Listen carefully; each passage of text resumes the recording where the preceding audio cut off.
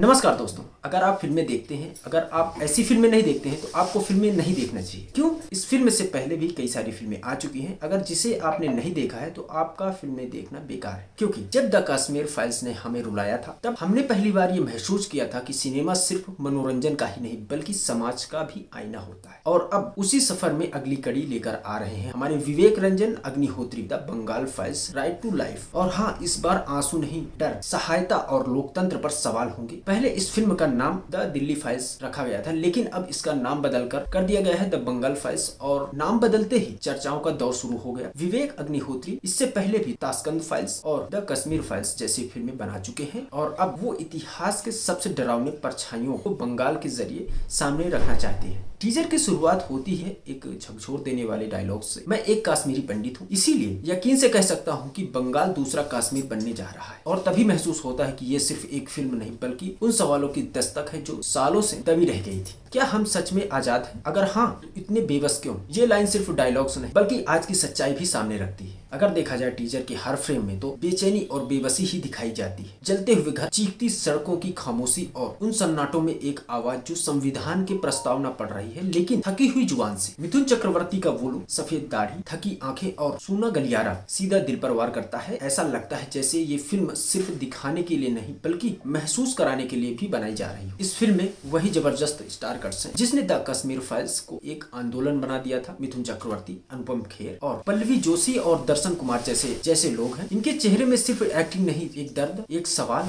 और एक जिम्मेदारी भी है। जब द कश्मीर फाइल्स आई थी उसने हमें हमारी ही जमीन पर खौफ दिखाया था और अब द बंगाल फाइल्स वही खौफ हमारे लोकतंत्र के संदर्भ में दिखा रही है। जहाँ सवाल ये नहीं कि हिंसा क्यों हुई बल्कि सवाल ये है कि किसके नाम पर छुपाई गई। और अगर आप ये सोचते हैं कि ये सिर्फ बंगाल की कहानी है तो सोचिए। और टीजर के अंत में दिखाया जाता है कि कश्मीर ने रुलाया था और अब बंगाल डराएगा। ये फिल्म 5 सितंबर 2025 को सिनेमाघरों में आने वाली है। तब तक हम सबको सवाल अपने दिल में रखना चाहिए, क्या हमें जानने का अधिकार नहीं? क्या लोकतंत्र सिर्फ वोट तक सीमित रह गया है? तो दोस्तों, अगर आप भी मानते हैं कि सिनेमा सिर्फ एक इंटरटेनमेंट का ही नहीं बल्कि जिम्मेदारी भी होना चाहिए तो वीडियो को लाइक, चैनल को सब्सक्राइब और शेयर करना बिल्कुल ना भूलिए। क्या आप द बंगाल फाइल्स को देखने के लिए तैयार हैं? कमेंट में जरूर बताएं आपकी क्या राय है। धन्यवाद दोस्तों, फिर मिलते हैं ऐसे ही किसी वीडियो के साथ।